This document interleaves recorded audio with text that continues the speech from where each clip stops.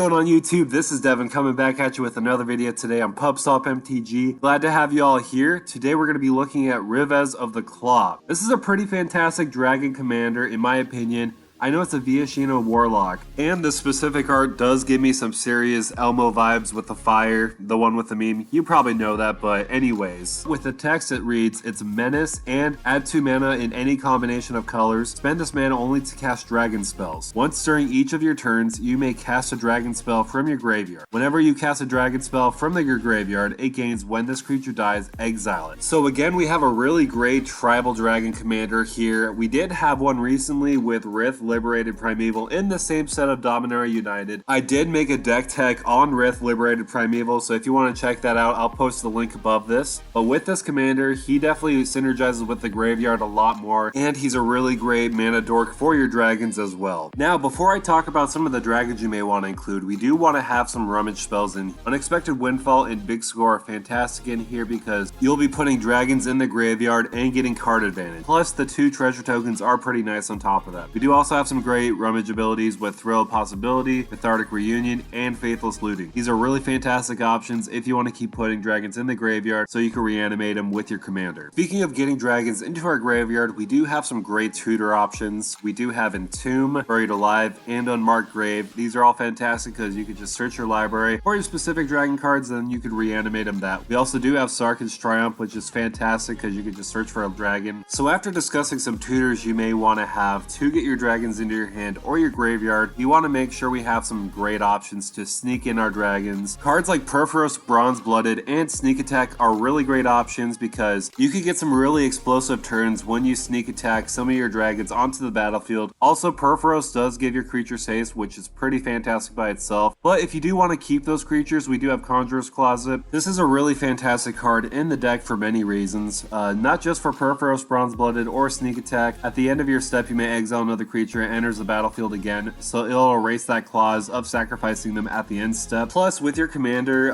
it does read whenever you cast a dragon spell from your graveyard, it gains when this creature dies, it exiles. So with this, with Conjurer's Closet, it'll re-enter the battlefield without that clause, so your dragons could go back to the graveyard instead of being exiled. Also, with a lot of dragons entering the battlefield, we might as well try to copy them with tokens. Cards like Flame Shadow Conjuring and Molten Echoes are fantastic options if you want to continuously pump out those creatures and do extra damage that way. So now that we've talked about some of the cards you may want to run to sneak dragons in and also to rummage and also to tutor for, we want to talk about the dragons you want to put in the deck. There are really a lot of great options to put in the deck. I feel like there's probably way too much, and you could just kind of find whatever dragons you want to put in and synergize with this card, and it would be a great deck. But these are some of the top picks that I feel like are personally the best in my opinion. First, I do want to talk about Reckless Barbarian. This is a fantastic card in this deck because you could tap your commander for it and then use it for regular mana. But if you wanted to store it later to add for a bigger dragon, you could do that as well. Since we're in Rakdos, we do have Kolaghan, the 2 versions of him, Kolaghan the Storm's Fury and Dragonlord Kolaghan. These are both fantastic because you'll be able to pump up your dragons, which each dragon on the battlefield attacking, and also they'll give haste because of Dragonlord Kolaghan as well. But since we are in Dragon Tribal, we might as well make some more tokens with the dragons we play. Lathliss Dragon Queen and Ultvara Hellkite are fantastic includes, especially Ultvara Hellkite. I've been wanting to put him in deck, and I think this might be the right deck for him. Whenever a dragon you control attacks, create a 6/6 red dragon token with flying. Fantastic abilities just right there. Since we're making a lot of dragons, and also a lot of dragons are going to the graveyard, we might as well have some synergies with the graveyard as well. Ancient Brass Dragon and Bladewing Deathless Tyrant, which is a new card by the way from the Commander Precon product. A lot to like about this card. Whenever Bladewing Deathless Tyrant deals combat damage to a player or planeswalker, for each creature card in your graveyard, create a 2/2 Black Zombie Knight creature token with Menace. So this is absolutely perfect in the deck because we want dragons in their graveyard anyways, so why not make more tokens off of that even though they are zombies. Another really fun to include is the new Ancient Copper Dragon. Because we are in Rakdos, making more treasures will be fantastic in our deck. Scourge of the Throne will get you extra combat, and also we do have Innerstrom Predator. It's a fantastic card, it gets bigger perpetually, and also could get indestructible as well. But this is just really a taste of what kind of dragons you can put in the deck. There are a lot of fun dragons you can put in there. There's also a pretty nifty combo as well you can put in there with dragons, which is pretty great because I do like combos because they do end end the game faster and if you want to win the game. So the way this combo is going to work is we're going to have Molten Echoes on the battlefield and a damage enabler like Terror of the Peaks, Scourge of Valakut, or Dragon Tempest. So with those on the field, you're going to cast Bladewing the Arisen. So you're going to copy that with Molten Echoes, and then with that ability,